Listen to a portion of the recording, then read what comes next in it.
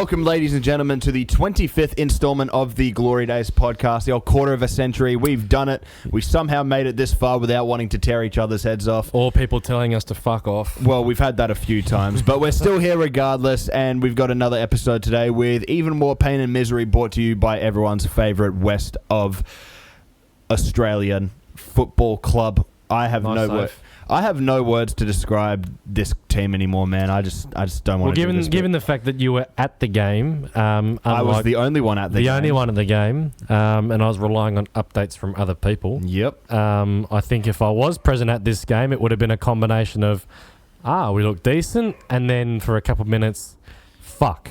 Yeah. Name me one point where we looked decent besides Taggart's goal. The start of the game, bro. The start of the game. The start of the game in the last 15 minutes. Yeah.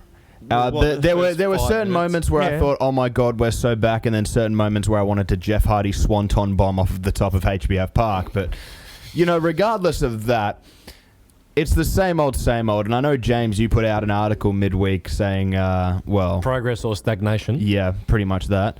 But look, we've got quite a bit to discuss on today's episode, so we won't fiddle around with things. Let's get straight into it. We've got the viewers who had their thoughts. Quite a lot, actually. I love this part of the episode. So, Ewan Gray, we are lucky to have Nick Pennington, such a hard worker and has lots of qualities. Miller Jusnic looked much better. I was very annoyed when Misau didn't take that free kick towards the end. I wanted a remake of Marinkovic against City.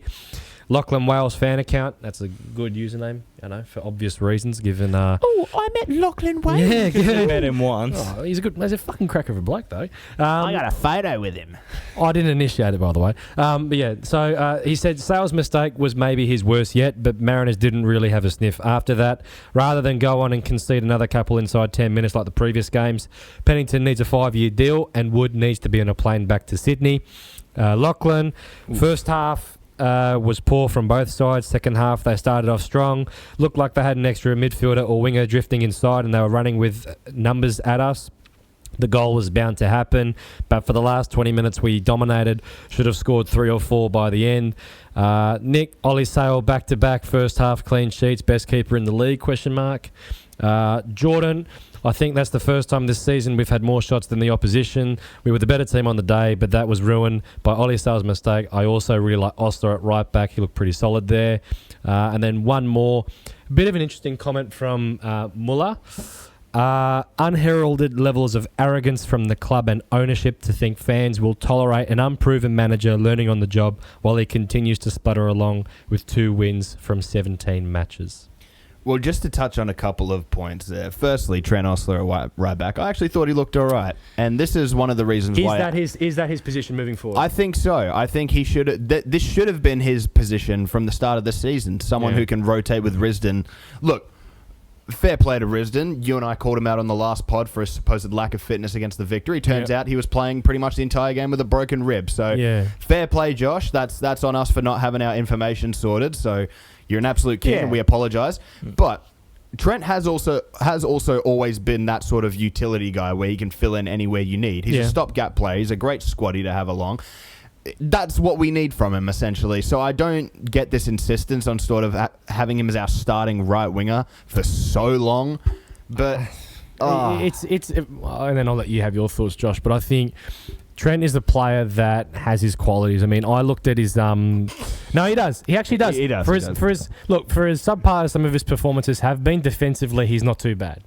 Okay, Josh, let's hear it, mate. He's not too bad. He actually is not too bad at right back. All right, what do you think? Oh, no, he's a good player to have in your squad. He's a good utility player, yes. But... I'm not saying he's Messi, cuz. I'm just saying he's got qualities. We're selling him for $2 million. He definitely does have qualities, and every time he plays, I do see the qualities in him. There's some positions he does, like right back, play better than others. Yeah. But that's the thing, though, is that at right back, I feel like his physicality makes up for the fact that he's not the quickest player. Yeah. Whereas on the wing, it doesn't work, bro. Like, he's as big of a guy as he is, and as well built as he is, he's not that great at holding onto the ball in a lot of situations. He can't accelerate fast. Yeah, he can't accelerate much either. So I feel it is sort of... If you had him as our right back when Risdon's out and you put Labib next to him for that recovery pace, I honestly think that could be quite a good pairing down that right hand side. It'd work because who's going to get past it? Because if you can out-muscle Trent, you've then got to deal with the physical presence of Labib. And the recovery pace as well makes up for the fact that Trent's not that quick. But that's the thing. We should be looking to utilise this, I believe, a little bit more, given that, like I mentioned on the last episode, we should be looking to use Risdon more conservatively because, he's not the same Risdon that he was when he was first with us. He's still a great starter for us. He's a good player. He's still good, but we've just got to... His experience is very... He is, but we've just got to be careful with how frequently we use him because we don't want to burn him out. He shouldn't be playing any more than 2 straight 90s in a row. It's just... Look, I'm happy to give him a full 90 here and then maybe a 60-minute there. Just manage his loads. 45 and then... just manage him, man. Yeah. That's all we're asking for. Moving on to another player that got mentioned, I just want to mention Patrick Wood. Can we get our thoughts on the panel about Patrick Wood? He didn't give me Wood. Oh, well, okay. Oh, fuck. Jesus. Okay. All right, now been flagged by YouTube. Brilliant. Alex, what do you think? Look, I've long said that Pat Wood, I think, is a good player with great potential. Potential to possibly maybe even... not be like a don't say Socceroos. No, not Socceroo or like top 5 level striker, but maybe like a League One sort of level striker if he fulfills his potential. My only concern is that while I do think he's a good player, and I actually thought he actually did okay against the Mariners, I just don't see a lot of reason as to why you would start him and Tags as a striker. And I know we didn't have Pearman for this game. And I believe the lack of Pearman, the lack of Labib, and the lack of Lizalaiski was a severe reason as to why we didn't create more in this match. But we'll get to that later.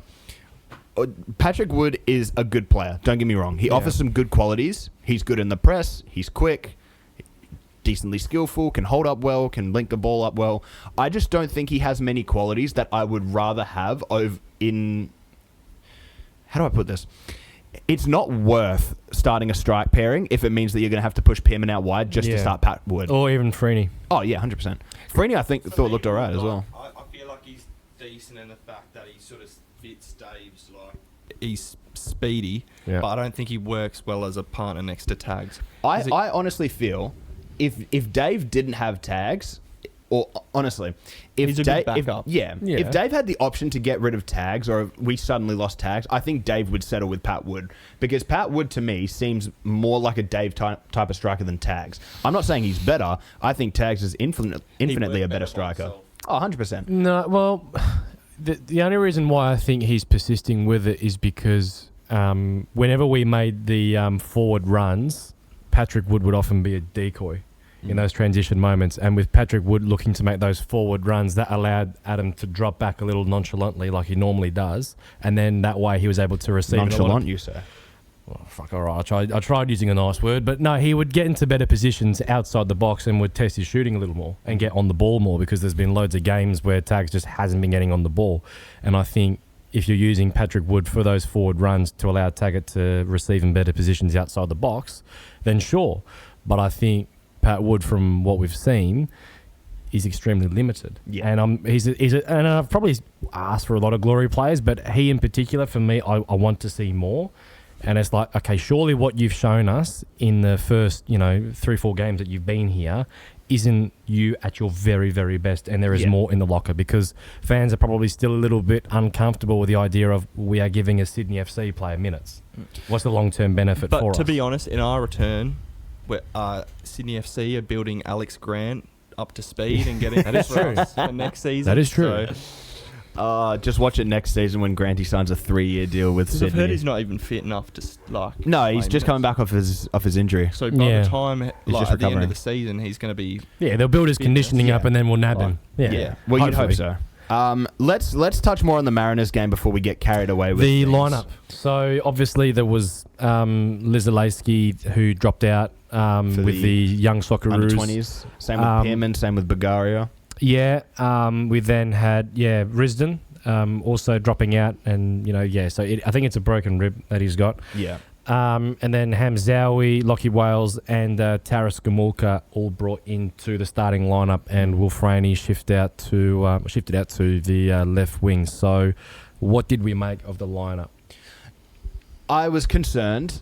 I think it's fair to say I was very concerned going into the game because a fullback pairing of Anis Hamzaoui and Trent Osler doesn't exactly scream defensive stability, especially against a counter-attacking Mariners side that seemed to be, playing a 3-back at times. But look, in terms of the actual performance from the defence, I actually think it was quite decent. Mortakudis and Merchler, they're seeming to be a sensible and a real serviceable, should I say, centre-back pairing. I still don't think they work, but we're waiting for Labib.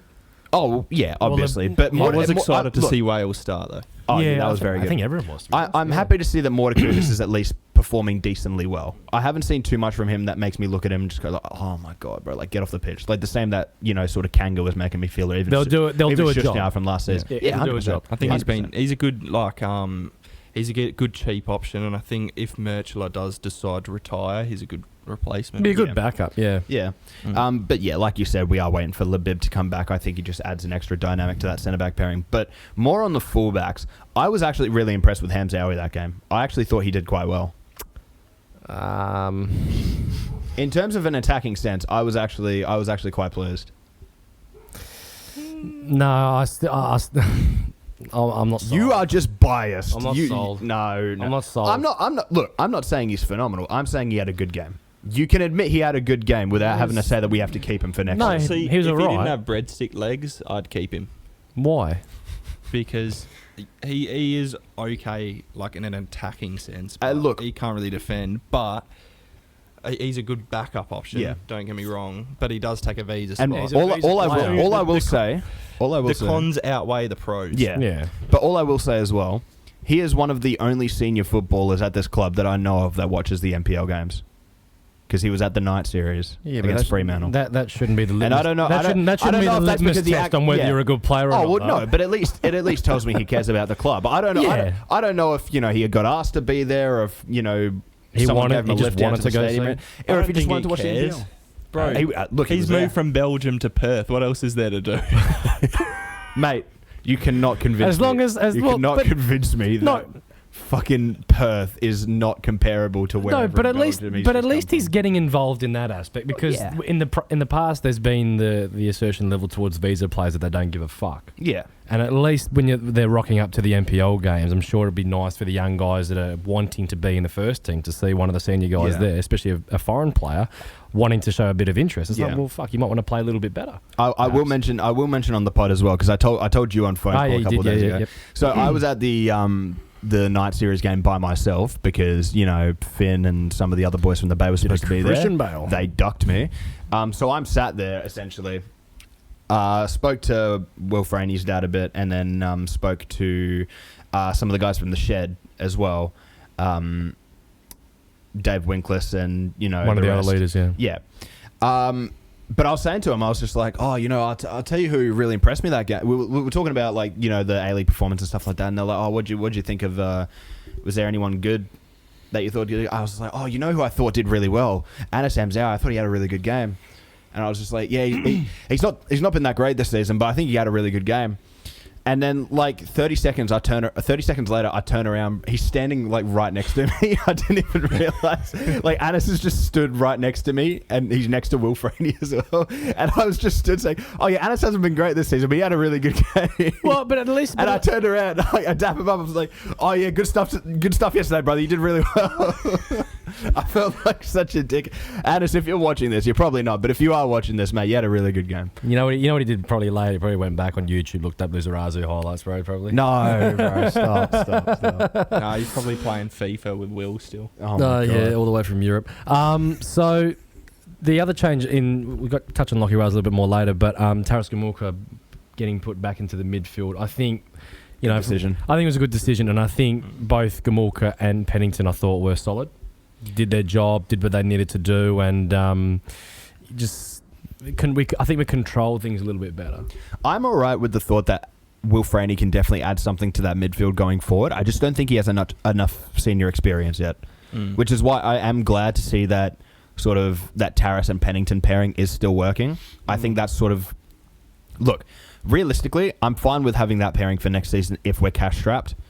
Like that. Oh, I'd like to think we have a bit more. Well, cash in the if we bank. do have more cash, there's a lot of other positions that I would rather address before I have to address the centre defensive midfield pairing. Because personally, for me, I feel like Gamulka and Pennington are really getting into it as a pairing. I think they're doing quite well. Like the problem with Gamulka is he's too inconsistent for me. Like That's he has a really good game and then he's mid. He drops a 10, then 3 6s, and then a 10, rather than dropping like 8, 8, 8. But 8, what if 8. we? But like we debated last time on the pod, Alex, why don't we go to a 4-3-3 to try and see if we can get more out of the likes of Franey and Pennington? Because Pennington is clearly a player that wants to get forward and wants to get into the box and make those runs. And Pennington's the future of Army. And Freeney is someone that could probably benefit more playing in the midfield rather than being shackled out wide. I agree, but also we've discussed this on previous podcasts as to why I don't suggest that, and it's because I don't want to waste my time with it because I know it's not going to happen. David, please. Same as why we no longer discuss our dreams of having a 3-4-3 on this channel with this current squad with some new signings because we know that it's not going to happen, James. Well, you never know. David might. No, we do know. We do know. He might because we were in the fucking mud and he didn't change it. You throw a curveball and just go, I'll prove these dickheads wrong. Oh my god! But I genuinely think though, like 4-2-4. Well, but I thought also to not be too nerdy, but I'm going to be a nerd anyway. Our in possession structure changed. We sort of played the same shape that we did last season under Stadge. Yeah. Like, as in, it would either be one of the fullbacks tucking in or one of the midfielders dropping in to create the back three. Then it was just one dude holding the midfield with all the thoughts and prayers. I feel like that was needed, though. I feel like that was needed, especially when you have Osler and Hamzaoui as your fullback pairing rather than Risdon and Lizalewski, who are more defensive minded. Well, that's what we need to do. We need to be a bit more attacking, and lo and behold, in the second half, which we will touch on. But this is the thing: you take out Lizalewski, who I think is a better left back than Hamzaoui, and you take out Risdon, who's undoubtedly a better right back than Osler. And I honestly think our defensive structure looked better than it has probably all season, and that's including the games because you've got younger players in. No, I don't think so. I purely just think it's down. I purely just think it's down to stylistic choices. I purely think that having more attacking-minded fullbacks in that game was the better choice, especially considering that the Mariners were playing sort of a variation of a 3-5-2.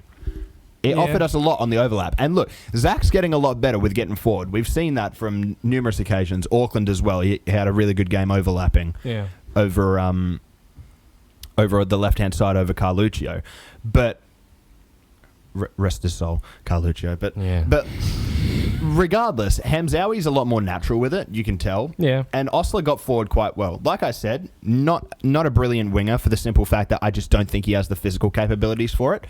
But he's very strong. He's quite smart. He can do a job there. He can do a job there. That's His exactly crossing, actually, need, yeah. he's crossing. This is the first time this season that I actually watched his crossing, and I was like, holy shit, this isn't the worst thing I've ever seen. I think what also helped was I felt Mariners defended fairly poorly when they were in a shape. They left a lot of space. Well, and that's the thing. We've been bitching about it a lot this season in the sense of how easy it is for teams to play through us, but I think there are loads of occasions where we flipped the script and we're doing that to Mariners, and I think that for the first 20 minutes or so when we created a couple chances was something that definitely helped. Because again, like with that movement of Patrick Wood looking to go in behind, and then you've got Taggart who can drop off a little bit to try and be that 10 almost. I think that probably worked a little bit more in our favour. Yeah. And, even with the first chance that, was it the first minute where Lockie Wales had that link up with Tags? Yes, it was. This is probably the first time since the Brisbane game that I honestly think we've won a midfield battle in a game. Yeah, I'd agree. I don't know if that's purely down to the fact that Pennington and Gamulka are doing really well, or maybe the fact that they paired Harrison Steele with a 16-year-old Hayne Eames in a midfield too. That didn't work. Look, I love Hayne Eames. I think he's a brilliant player. As he needs someone a bit better than Harrison Steele. as like Mariners were, one thing I wish we could do is within a couple of weeks have made Faisal look like he's Mo Salah. He played decent, bro. I thought. He actually wasn't that bad. I felt so bad though because every time he got on the ball, everyone was just booing him, and I'm just like, why are you booing him? Judas, this poor kid, bro, comes to Perth and has to leave because of personal reasons, stuff like that. He still gave it his best. Yeah. Lit it up in the Australia Cup. Arguably won us the games against Brisbane and Melbourne City. Yeah. and we're booing him, bro. I'm just like, what is the Fuck point? yeah, it's just the typical Perth mentality. No, but it's like, where do we draw the line with booing players? Oh, Like, are we if we get Pennington at the end of the season, right? Yeah. Let's say 2 years down the line, Pennington performs great for us, and then maybe moves to like a Sydney FC or like a Melbourne Victory. Are we going to boo Pennington? Yeah. Why? Because they're not our player anymore. But that may. But like, where do you draw the line? It's called tribalism. Where do you draw the line? It's like I can understand feeling Kolokovsky. indifferent about a player, but why would you boo a fucking Because they teenager? fucking left us. It's like this round 2 Kolokovsky coming on. Like, he literally got pushed out, and then he wanted to come back, and everyone's booing him. Yeah.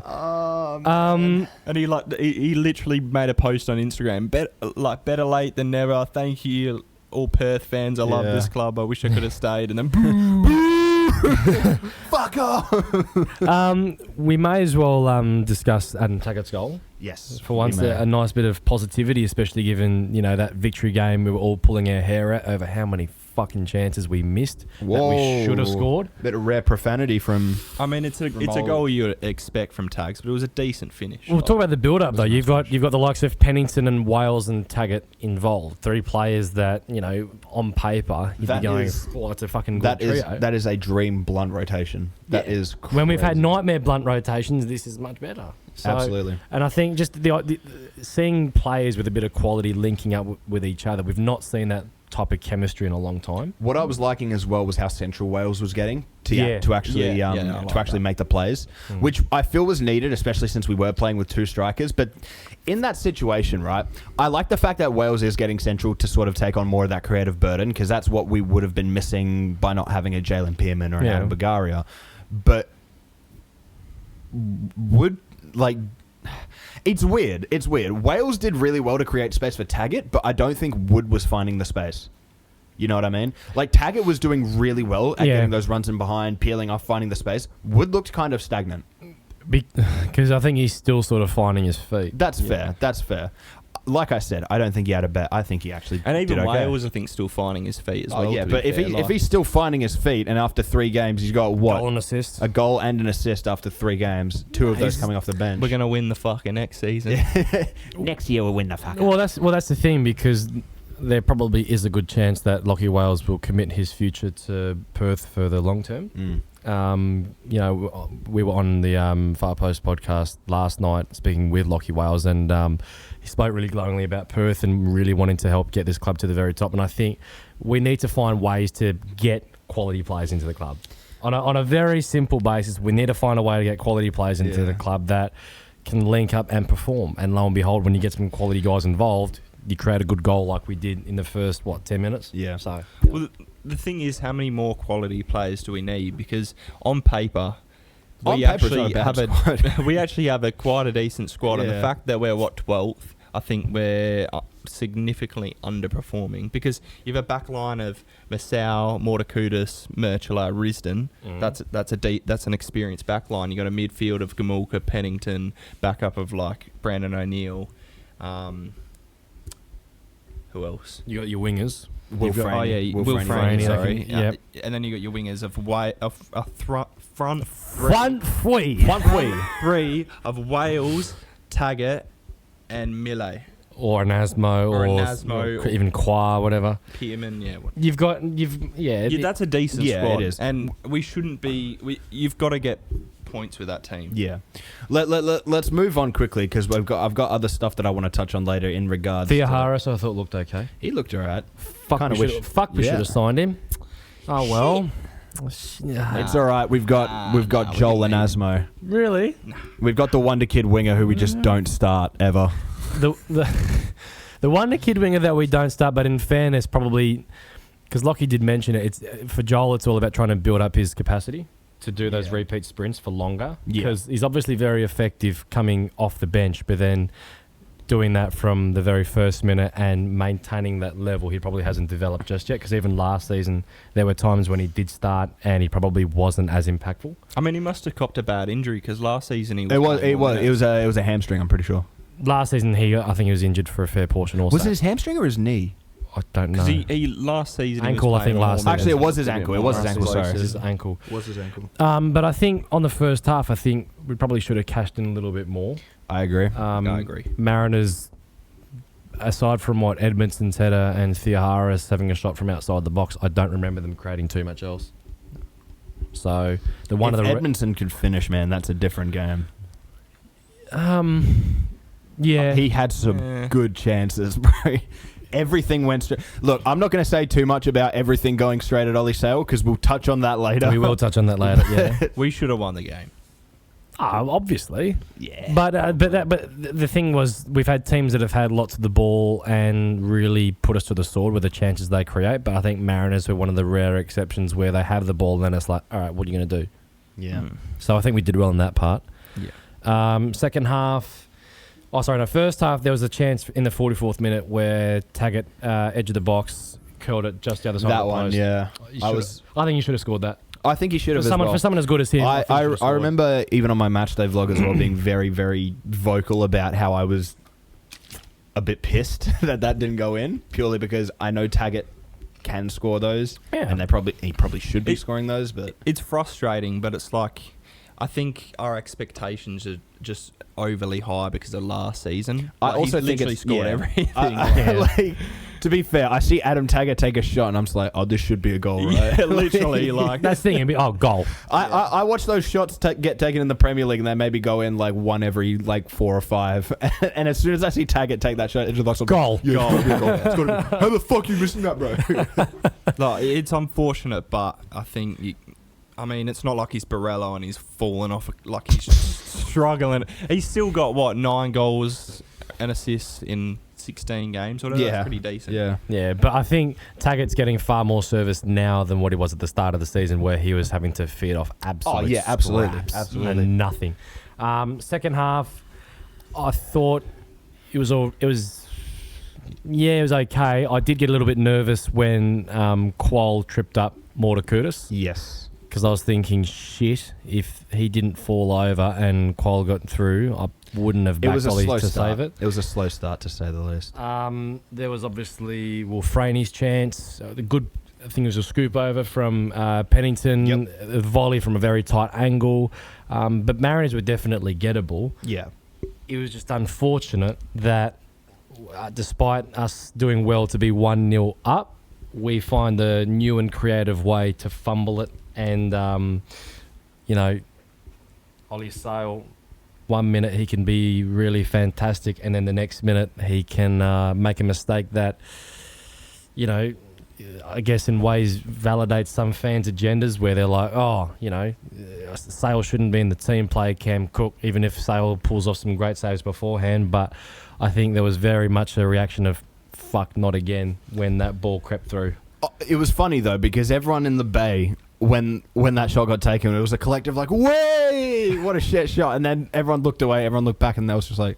The problem is after that goal, we couldn't really do anything, and like both sides, obviously, they couldn't finish for shit. But my biggest problem is that Mariners, with as young as a team as they had, and they weren't playing their best team. They did have some guys out. Yeah. They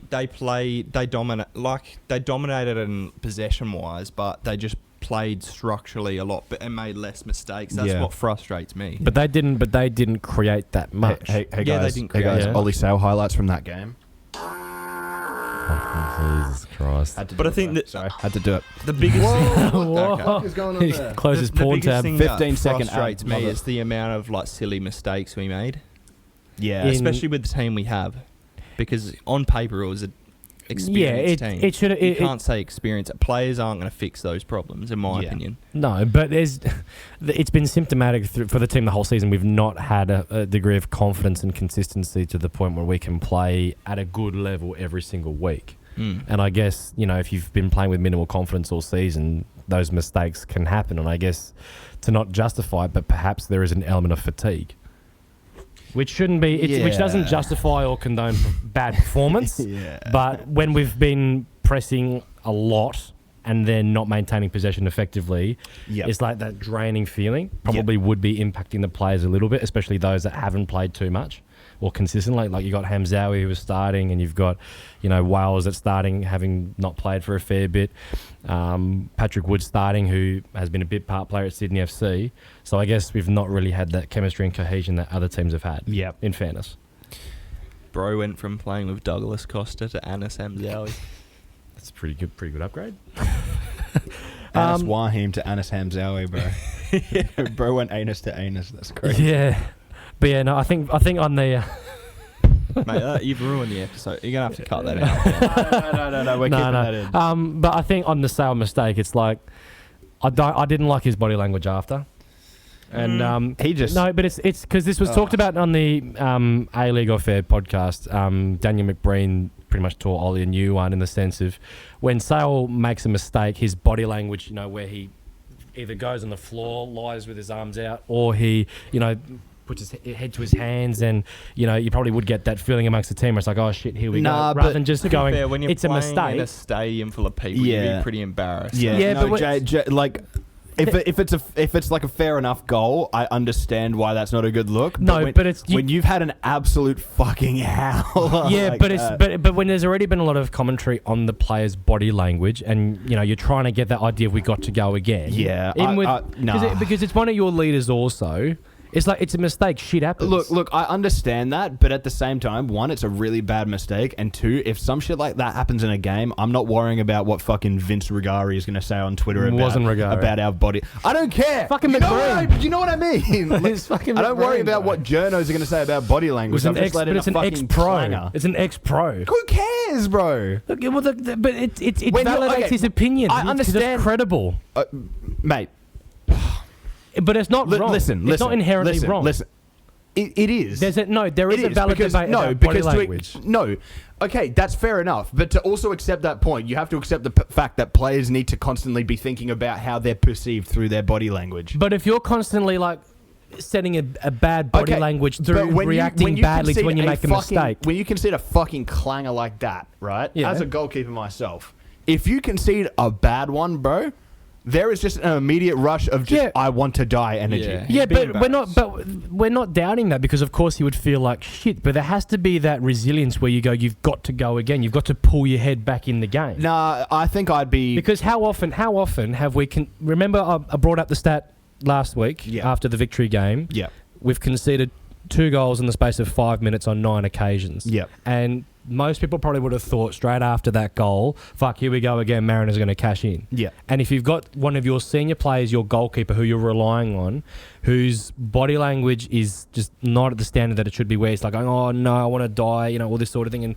it almost becomes a meme every time Sal concedes a bad goal. Yeah. That for me, it just sets a bad look. No, but here's the thing, right? I know everyone reacts differently, but for me, it sets a bad look. Look, I think personally, if that were my keeper, I'd be more pissed off if he conceded that shit and went like, come on guys, we can win this if we just do it as a team. Come on guys. No, it's not even just that. It's just get the ball, get it out the net. Okay, it's a shit mistake. Shit happens. I don't mind him showing embarrassment. It was a really fucking bad mistake, and but the level of embarrassment was too long.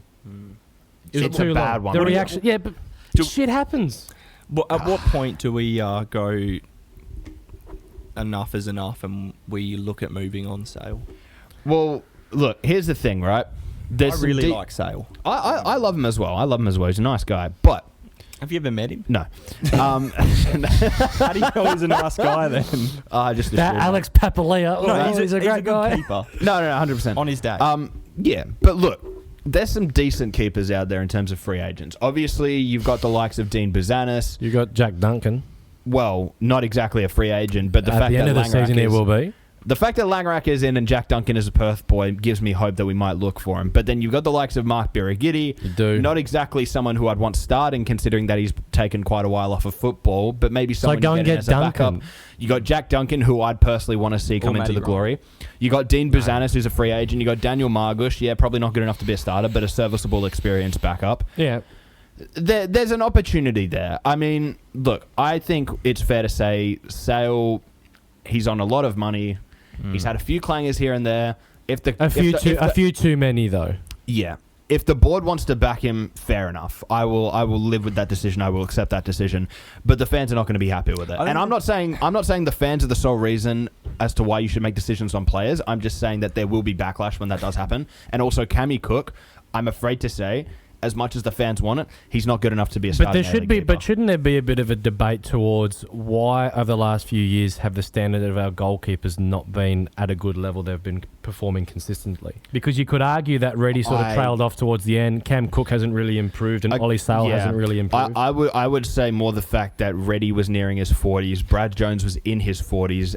But and then the backups to those, we had Tando Valafi, we had Cameron Cook, who is promising but not good enough as a starter right now, and then Ollie Sale, who performs well but has a clanger. But one thing I will mention though is you had Aquino with the women's team, had a year under Brad Jones, performed outstandingly, and has got to move to the United States. Yep. Why have our goalkeepers over the last few years not progressed at a good enough level? Because women's and men's football is completely different. But for me, even still, our goalkeepers, given that they do have talent, that's not in dispute for me. I don't know if I'm reading. They've not improved at the level that they should. Okay. Have. I don't know if I'm reading too much into it, but I know Brad Jones was 38 when he signed with us, and he only played like 5 games. But he came from Al Nassr, like Ronaldo's team. Yeah. But he played at such a high level. He actually played at did a high pretty level. well. And when he came, he played alright. But there were a couple times where he sort of slipped off towards the end, where he'd make a few silly mistakes which he normally wouldn't. Maybe I'm reading too much into it, but the thing is with Sale, right? If he was a few years, like if he was a young keeper, then it would be more acceptable because you'd be like, oh, his confidence isn't there. But he's a senior, he's 28, he's a senior keeper. You expect better. But surely we'd be expecting more though, also from him on the ball, because that's just not the type of keeper he is. Though. No, but like. I would expect a little bit of progression though. That is fair, and even with Cammy as well. That is fair, but also at the same time, that's down to us being really shit at profiling our keepers. If we want keepers that can play out from the back, you need to profile your keepers better. That just tells me that we were prioritizing a shot stopper and not prioritizing a ball player. But even still, if we were prioritizing a ball player, we wouldn't have gone for. But Sale's metrics, even from a shot stopping perspective, even though yes, he's faced a high volume of shots. Yeah, some of his metrics are like in the bottom tiers. Yeah, but that's to be expected goalkeepers. when you go from a Wellington team that parks the bus a lot of the time. Not under Tale. No, but if you remember Sale towards the end of his spell at Wellington, all the fans were happy to see him go because he. Oh yeah. Let's not forget that. I mean, maybe I'm wrong, but I think it's just a confidence thing because you see after obviously after Auckland game he fell off, but that second half of last season under Stadge, he was consistently man of the match every game, and he's just fallen. But you can't rely on a keeper. You need to rely on him. Look, I will say though, I think the big problem with WA goalkeeping right now is that there's not enough opportunity for goalkeepers in WA, and that's because, and look, I hate to say this, Perth Glory's academy structure, at least when the NPL was there and now the senior NPL, whatever, is fucking stupid, and it's based on complete bias, alright? There are people that know people, and people like that get spots. If you're telling me that there is not a single young goalkeeper I'll get to that, but if there's not a single young goalkeeper within the last 5 years that has had more potential than Cameron Cook, there would have to have been at least 4 or 5. And you cannot convince me that the only reason that certain people got chances and certain people didn't is because of politics. Because it is. WA NPL football and Football West and everything is inherently biased and just fucking rigged from the start, all right? It's down to the actual core of our state teams, which is dog shit. Yeah, but I just think it's... I mean, who was that player you put in the group chat? The other Perth Glory, Christian Palella. Yeah, the guy we lost, and it's like Sicardi. No. That Gabowski. It was Gabowski. Gabowski was the guy we lost to BK Hacken. But it's like, I don't know if it's political. It's just around Australia we need better academies. It can't be talent ID, because if it's actual problems with talent ID, then we might just be the worst fucking club in the league. But we're straying from the initial point, which is our goalkeepers over the last few years have not been at a level that should be acceptable. No, but they've not improved. They've not improved. I genuinely believe that is down to us just accepting mediocrity in favour of handing out favours to other people. I'm not saying that Cameron Cook is where he is because of favours. I'm saying that I've seen plenty of good young keepers not get opportunities in WA and either quit the sport, get stuck in the NPL, or go overseas. Every good, promising young West Australian keeper has either left to go to an NPL side over east or gone overseas. That is a stone cold fact. The only promising keeper that I've seen come through the actual Glory Academy within the last 5 years was Robbie Cook, and we've just lost him to Leeds. Yeah. Well, I think it wouldn't be wrong in the short and long term to look at a fresh change. I agree. Whether that be the coaching and also the goalkeepers as well, because there has been a little bit of debate over. I know women's football and men's football, it is different. That's stick Morgan Aquino in goal. See. No, but why not give someone like Brad Jones a go at trying to help our goalkeepers out? I was going to say, bro. I thought you were going to say stick him in net. Fuck bro. no, that'd be hypocritical. What are you talking about? I'm Brad Jones is a goalkeeper coach. Yeah, as a goalkeeper coach.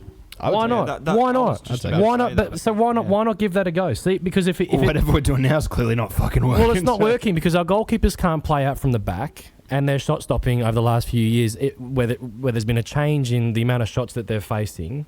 Right, they are good goalkeepers, but they've just not improved and progressed at a level that other goalkeepers have. Yeah, exactly. So that's just something that I think we should be probably considering in the sense of, are we satisfied with our goalkeeping stocks? Because I think in general, not many players should have a position, given how the seasons have gone, as safe and secured. Yeah, for me. That's fair enough. Moving on to the bit more of the second half, when Anasmo came on, that dude probably could have had like fucking 2 or 3 goals. Oh my god, man! There was a what was the one? Who blocked it? Was it Caltac? I think it was Caltac or Sainsbury. Pennington sort of chip slipped him in at the back post, and then Anasmo takes a touch, sends 3 defenders, shoots and gets blocked. And then there was the one where was it Pennington who played the switch over to Hamzawi, who hit the cross perfectly. The first time cross across the box. Oh man. I mean, look, Joel is someone that will improve. There's no doubt about it. But he should have come away from that with at least 1 goal. Yeah. And that's the thing. We were missing that clinical edge, because then you had Pennington who went with a scissor kick in the 85th minute. Yeah. Speculative chance, but probably we should have made more of that. Yeah.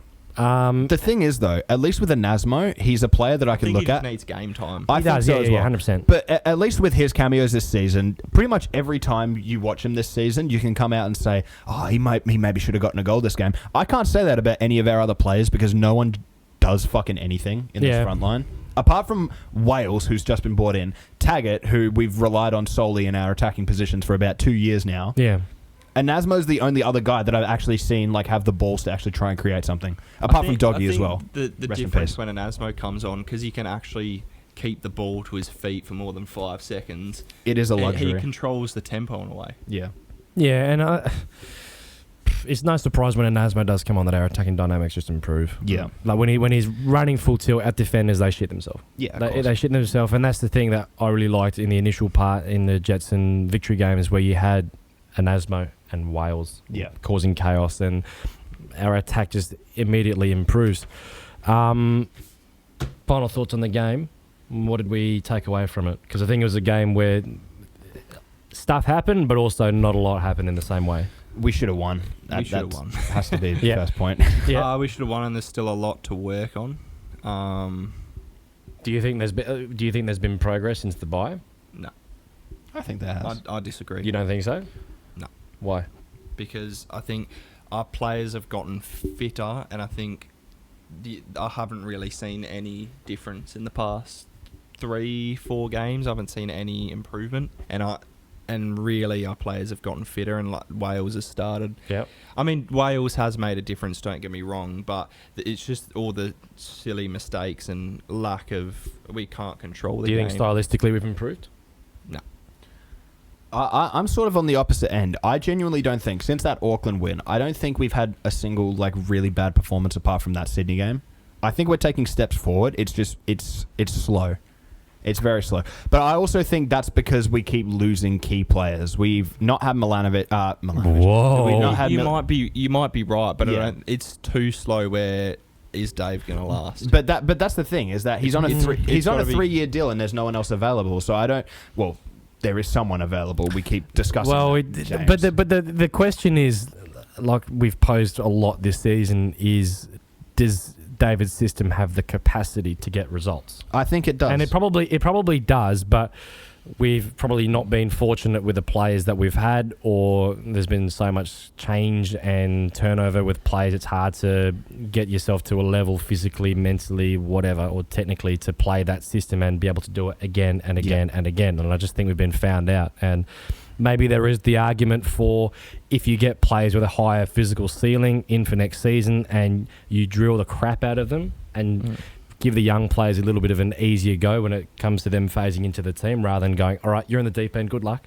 I think if we do that, then maybe there is a chance. But I also think on that same point, I shared it in the piece that I did, but it was the XG table. Yeah. If there was the ladder of the league that was done relative to the chances you create and concede, we should be last. Because we've been underperforming with the chances we've created from XG, and we've also been conceding way too many chances with our XG against. And then there's the expected points metric, which, Premier League sides. I know I'm being a bit harsh, but I more mean the fact that, like, yes, we've looked slightly better, like, in elements of our game, but I haven't gone, we're looking better than last week. Like, we're a bit more consistent, but I don't think we haven't made a big enough jump. We haven't made that big of a jump, yeah. We played good for it. Well, because we made a jump after the Auckland game, I think, but after that, it's been a bit of a standstill. Yeah. Look, I'm happy to sort of see where things are at the end of the season if we're going to judge on whether we do bring in a new manager. Because, look, if there's a better option available, by all means consider it. By all means try and make it happen. If there's not, stick it out with Zrilic. Well, that's my thought. You just have to review things in general. I think if we were to review now, I think you go, players is not going to fix our issues. I disagree. So you don't think the players are going to fix our issues? No. Why? Because look at all the players we brought in January. I genuinely believe, like, let's say you get more experienced players. Who are you replacing? Like, well, the transfer window, the deadline's pretty much gone, isn't it? Well, the deadline's today. Yeah, and I don't think. So next episode we'll discuss transfer. No, but I mean, like, who in our squad isn't experienced enough? Who in our squad isn't experienced enough? But there's also, with David's system being so unique, it's also who has the characteristics to play it. I also feel like Dave has had shortcomings as a manager. One of the ones that has consistently pissed me off and still does is his game management. Subs, it does stink a little bit. And starting 11 selections. Yeah. I don't think he's got it down. But then again, but people said that about Stadge last season. People said starting 11 Stadge was a little bit crazy. No, but we always. But then he fixed it with game management. And but we always knew Stadge was a. How do I say this? He's a stubborn bastard. Oh, he's fucking stubborn.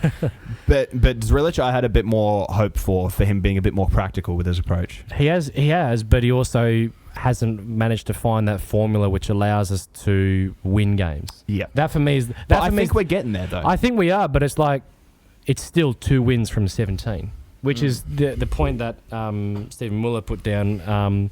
Where, I think it's a little bit harsh to say the arrogance from the club, but it's like you're trying to sell to fans to keep on board with the project that has so far resulted in mass changes in the sense of squad, the need for the board to come out and back the football department, and a coach that is in his first year as a head coach. Yeah. Even though he is highly rated, that's never been in doubt. He's always been consistently highly rated, but it's so far resulted in 2 wins in 17, where at this point last season, I think we had, we got 10 points now, is that right? Yeah, 10 points. Yeah, we had double that last season at this point. Yep. So that's where you could probably ask, well, has there been meaningful progression? From this, if you were to assess where we were at this point last season to where we are right now, has there been meaningful progression? Given Ross said you'd see a totally different club in 12 months' time. I would say, when Will gets back, he's going to be pissed. He'll be pretty pissed off. I'd say we've arguably got a better squad than last season, and we're performing well worse. I would disagree. How did we have a better squad last season? I just think that it was more bbalanced. Oh, yeah. Well, it was able to play Stadge's football better than the current squad. Stadge had two things from his squad. One, it was a Stadge squad, and two, it was balanced. But it's David's squad is not balanced. No, and it wasn't. and it's not as real. That raises the question: why can't we play Dave's system with all the players we brought in January? I just think, we brought in 5. When we're considering the players we brought in January, one's Pat Wood, who started every game, and to be fair, has looked okay, and we've been... He hasn't been much of a needle mover, though, in the sense that Wales has been. But to be fair, every game he's played, we've improved in terms of our creativity, in terms of our numbers. We have, but we also haven't converted enough. We haven't converted enough, but I don't think that... 12 goals after, 17 games I think that is Paddy's pretty been poor. positive to create space for tags. I don't think Paddy's had too many chances to convert, apart from that one back heel. Yeah, but fuck. Look, Lockie Wales, he's already been an instant impact, and we're looking better with him on the pitch. He's been a great Okamoto, MIA, probably Injured. might be for the rest of the season. We don't know. Miss Al looks like he's starting to get into it. It's actually looked quite promising when he has come on. I think we're starting to get there. I'm not looking at this squad and being like, you know what I mean? But at the same time, I can look at it comfortably and say, like, this is not... Are you convinced? This is not David's ideal squad. Are you convinced, though, that we are on the right trajectory? I think we are. Are you convinced, or is it just like, I'm sort of wanting to see how it goes? I'm not 100% convinced, but you can never be 100% convinced. But I think in a sense of... Even at the start of the season, I wasn't 100% convinced that Man City would finish top 4 because I knew that... that our squad was old as shit. But for our situation where there has been the argument of accepting mediocrity for years... But you need to get out of that rot. Yeah. Do you think we're actually on the path to getting out of that rot? No, but here's the thing, is that I think with the argument of accepting mediocrity, when you look at someone like Richard Garcia or look at someone like Ruben Zadkovic, they had no tactical ability whatsoever. Yes, they were new managers and had time to learn, but they showed no signs of forward progression. They had better squads than we do now, and they were absolutely dog shit. All right? You look at Stajic. Great coach. I think he's easily the best we've had since Tony Popovic in terms of a coach. Yeah. But I just don't think it would have worked. I think Stadge had his own idea of how he wanted things to be run. I think that him and Ross just probably didn't align on things. And if you have a manager that doesn't see eye to eye with the ownership, you can't keep him around. But why? Zrilic, I think, is on board, and I think Ross is willing to stick by Zrilic. But in fairness, we turfed out Stadge to bring in someone that's all about the high press. And yet, if you see the difference in the average number of possession won in the final third, we've regressed on last season. But that's the thing, is that I don't think that we've had the right players to play that style of play. We had Doggy, he did well. He's gone now, unfortunately. We brought in Lockie Wales. He's done well so far. Yeah. We have Tags. Tags doesn't have the physical capabilities to be able to keep up that press for 90 minutes. We've known this for a while now. Pimmin did well with the press. Now he's on Ollie Rude's duty, so we'll see what happens when he comes back. And Nazmo, he can do that press, but we need to build him up more. Miliusnic can definitely do the press, but he had a bad hamstring injury. Yep. Patrick Wood has been doing the press okay, but we need to figure out how that works with a 2-striker formation. And look, Will Freeney, with all due respect, he's a great young player, but he's not a winger. He's not like a sort of pacey, aggressive pressing winger. He's a decent neither is yeah, 100%. but neither is Trent Osler. He's not that kind of player either. So I think we have to be sort of cautious with our criticism here, because look, yes, we all expected the Glory to do much better this season. And look, when you look at this squad, compare it to some of the other teams in the league, we should probably be doing better. But I also think that you have to consider that Dave's new to this. He hasn't exactly got the squad he wants, and I think that this is going to take time. I'm willing to stick by this. Look, if the opportunity does come to get someone like John Brady, 100%, we can look to jump at that.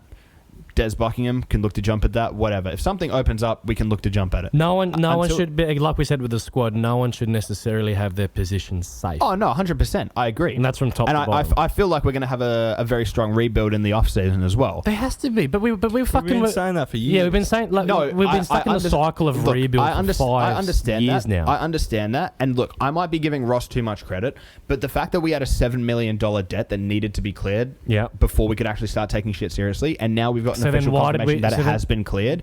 I'd like to take this as the sort of look. But why did we try running before we could even walk? Because I think that we were too eager. Why didn't we just stick with Stadge for another season? If we had $7 I honestly million believe Stadge wanted out. But nah, I honestly believe he wanted out. We'll see. We've still got a few games left of the season. I think the best thing to do is see how we go, and if we back Dave for next season, we hammer them in pre-season and we do our recruitment right. I think rather than bringing in a whole bunch of players, we're better off bringing in. Ross needs to fucking. he needs to put the money on the table, and we need to bring in a couple decent signings, like a couple more Wales. I agree. Wales, Pennington, a couple more of those players, and I think we'll be fine. I just think a couple more Wales might as well get James on the pitch. Am I right? No, but I think no, but I think we just need to see more. For me, at least, I need to see more compelling evidence. Yeah, that's fair. Because it's like, I want the project to work, but it's like the statistical trends and the inconsistency in our performance and the inability to win games. Period.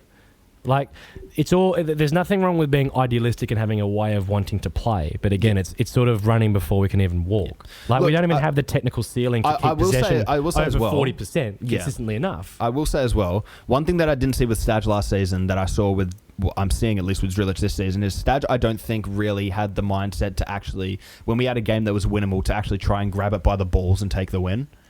What do you mean? I feel like he was too insistent on trying to hit on counters and soaking up pressure. But is that because that was our level? He wasn't flexible.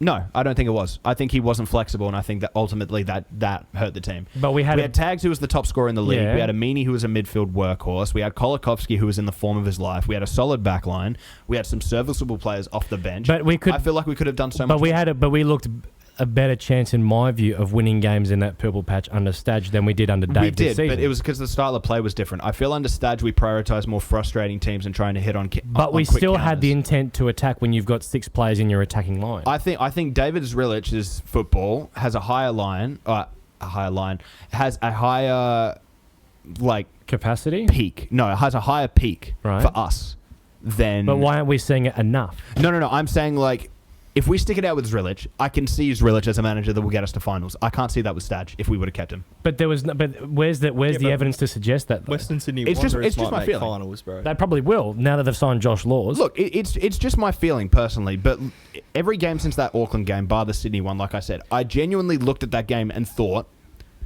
here's the thing.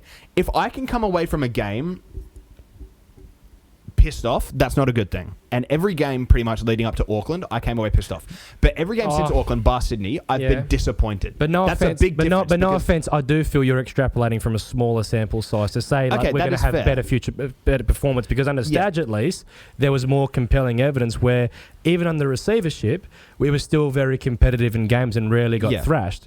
It doesn't make sense to me. I know we've had the changes that we did to be that lost stylistically for as long as we were. Yeah. And we still, even when we've won games, it hasn't been convincing. Yeah. When we had games under Stadge, you can debate the level of the squad, but we had games where it was convincing at times. Even though we didn't dominate possession, Melbourne City 4-2, I thought we were very good. Away to West Sydney Wanderers, beating them. Brisbane, beating them. Macarthur, we drew. We probably should have beat them also. I don't think we've seen enough so far from Dave, but I want to see more compelling evidence where I can say, okay, this is why I think this will work in the long run. I don't think at this moment in time, when you've only had 2 wins, 3 draws, and we stuffed up a winnable run, because in fairness, we have progressed to a point where the Jets game, the Victory game, and the Mariners game, during the bye, we all penciled in, these are winnable games. To be coming away from them with only 2 points from a possible 9, for me, is not good enough. Yeah. And it's like, if you're going to say, well, this project deserves more time, well, we need to start seeing something soon. Yeah. And I think turning to Melbourne City, a team that hasn't won in their last 3 games, have scored, I think, 1 goal in their last 4. Given they absolutely kicked our ass at HBF earlier in the season, this has to be a game where we got to kick their ass and we got to win. Because why can't we? If there's been the progression in the forward steps, like you've said, we've seen, why can't we say that Melbourne City is a winnable game? And our away form's better than our home form. Technically, I think. Still. No, it's actually our not form, now. Our home actually form not is now better because the win against Auckland, and we drew a couple games. But what is it now? It's a win. It's a win and 1 draw away, and then a win and 2 draws at home. Yeah, so our home form's technically better. I think our home form is better. Draw to Newcastle and Central Coast. So if we don't see positive progression and a result against Melbourne City, will that sway your opinion, or you still have the belief? It depends on how we lose. It depends on how we lose for me. If we go out there and get fucking patterned, Yep. then I will start swaying more towards the fact that, okay, shit needs to, like, kick into What's your gear. expectation? Well, we might as well just... Let's go to City. Let's get this into match prediction. Right, here we go. I mean... And then you go, Josh. Look, do I predict that we're going to win the game? Probably not. I think that we have too many players out at the moment. Really? What? For what? Missing Risdon with a broken rib. Osler can do a job. Bro, he's not Risdon. But who the fuck has City got right now? They've got young guys that aren't really doing shit. That is true, but I also think that's another reason as to why they're not scoring many goals. That's why we should be capitalising. Aurelio Vidmar's done really well. He has, but they've been shit the last few games. That is true. Yep. Look, I think that we can get a point from this. I think that we can. If we can do well, I think we can win this. But I'm going to expect a draw. I'm going to say it's going to be 1-1. That's my thought. But I do see this as a game where we can possibly win this 2-1, even 3-1, if we are on form. That's my thought. If we do lose this game, it's not going to be the end of the world for me. Well, you got Sydney FC the following week, though. Yeah, but I do want to look at the way that we're losing these games. To me, it's not important that we drop points. It's important as to how we're dropping points. If I look at a game, for example, against Central Coast when we played them away in Gosford earlier this season, that game I was pissed at the way we dropped points because we had, one shot on target? We never looked like we were even going to go for the win that game. Well, I don't want to say not going to go for the win, but we never looked like we were going to get the win that game. We tried, but we weren't going to get it. No. The game against the Mariners that we just played, I went away pissed off, but I went away pissed off because I knew that we could have, one, scored at least 3 or 4, and two, shouldn't have conceded. That's a big change for me. I know it might not be for you because you'd rather that we take bigger steps, but for me personally, I'm at least proud of the fact that we are making those forward steps. Whereas under Stadge, I feel like we went backwards. But at this point of the season, we should be making forward steps. Bigger steps. I understand bigger steps, but I feel like we're making forward steps. Whereas with Stadge, I think we started well and regressed as the season went on. With Zrilic, I think we started really poorly, but we're starting to get there. Well, there needs to be results, though, because at least Stadge... I understand Stadge, we can debate the quality of the football and our progression, but... we got results. We knocked off some good teams, and we were doing so scoring goals. Yes, we conceded a fair bit, but our only 2 wins of the season have been 1-0. And we had G. Collie. That does include league winners Auckland, though. League but it's still 1-0. I want to see more from a team that in pre-season, even though, yes, it's pre-season, showed the potential to be a good attacking force, but we've not shown, for me, enough compelling evidence. But I hope we see it, but I don't think we've seen it just yet. But Josh, what are your thoughts on City? This is my prediction. It's going to be another boring game like Mariners. It's going to be 1-1. We'll concede a scrappy goal by Aziz Bayic, and Lockie Wales will score against his former club. I'd love to see that. Love that. What do you mean you love to see that? Of course you'd love to see it, mate. Our expectations are really that low. But are we content with where we are? No. I'm not content with where we are either. I'm just saying that I would rather look at it as to where I can see us going by, I guess, the end of the season. I think we're going to be better. Is it more heart and head though? No, I don't think it is. Every game is like a slap in the face, but after a while you just stop feeling it. But no, here's the thing, is that I can look at these results and say, wow, we're fucking dog shit, but also look at it at the same time and say, okay, we're getting a bit better. We're not taking massive leaps. We're not going from New Zealand Knights to Barcelona within the space of 2 weeks. But that's unrealistic. But we should be getting to a point where we win. Spoonico, though. Spoonico is going to be crazy. But if that's our next fucking win, run it back, mate. Spoonico at HBF Park, pack it out, 20,000.